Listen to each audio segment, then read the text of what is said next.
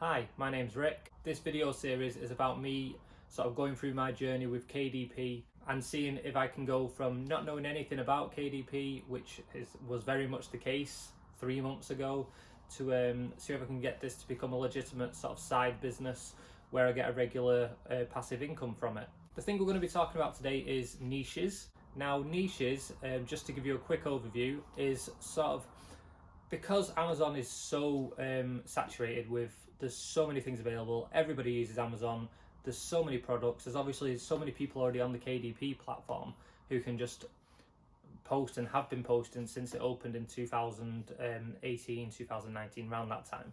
There's a lot of competition.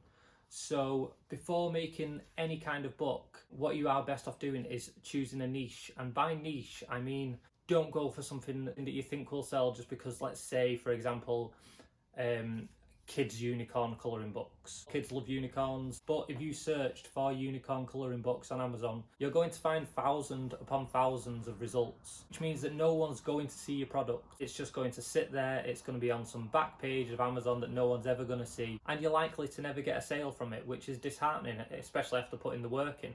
So when we talk about niches, what we really mean is, let's take, for example, a colouring book.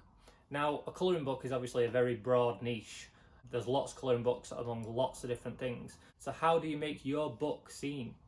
And the way of doing this is to find a smaller niche. And what I found is by doing the research first, putting in the time to do some niche research, some keyword research, which I will go into in a later video.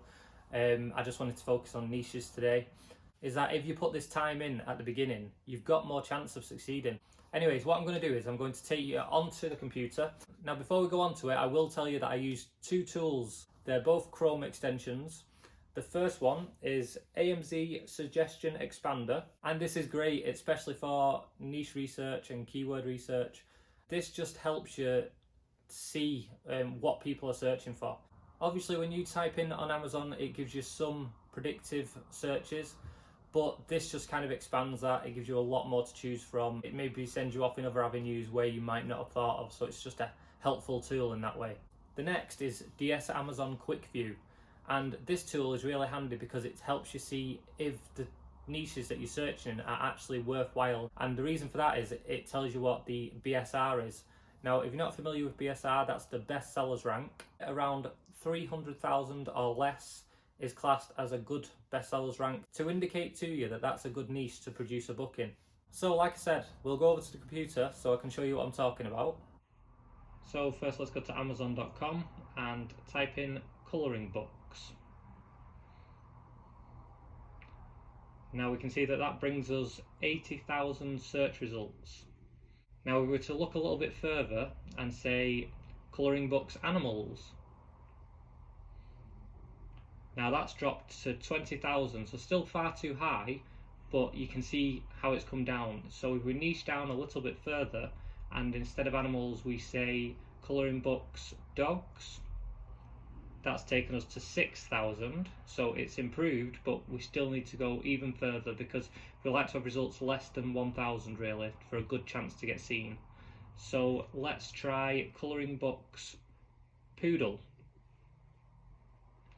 And there you can see we've got 481 results. So if you were to produce a book in this, then you've got a pretty good chance of it being seen in the search results. And also this one's got a BSR of 230,000, which is below 300, which is what we were looking for. So if we were to take that and go to a BSR calculator, and this is tckpublishing.com, and you just change the book type to book, and then we get that number again, which was 230816, and we put that in there and calculate.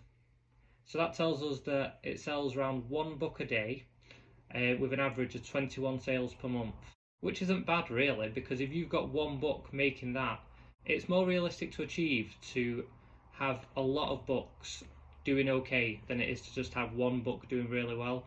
And this is a really achievable goal. And then that also means that if you had one book that did really well, if anything happened to it, if it got too much competition, if it got a bad review and lost its top spot, then you'd have an issue. Whereas if you take this approach, it's much more achievable, it's much more realistic, and that's not going to be an issue. So I hope this has given you a good idea of what to look for, and I hope you found it useful. So before I go, one thing I did want to mention is a really good tool that I do use, and this isn't a sponsor. It's called Fabrica. There's a link to it in the description below. I got my first subscription, I think I got an offer, and it was $1 for the first month.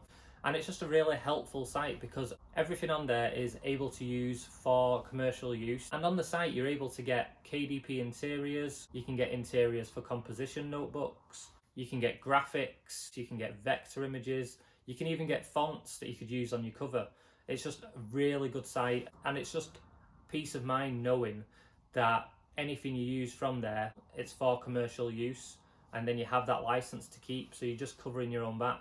It's the only thing I subscribe to, so it's the only thing I would recommend at the moment. If you want to check that out, there is a link in the description below. Anyway, I really hope you've liked this video. I hope you found it useful. I will be making more videos each week, and then at the end of each month I will post my income just to show what sort of progress I'm making, so you can see for yourself. But anyway, thanks for watching. I hope you've enjoyed the video, and don't forget to like and subscribe. Until next time.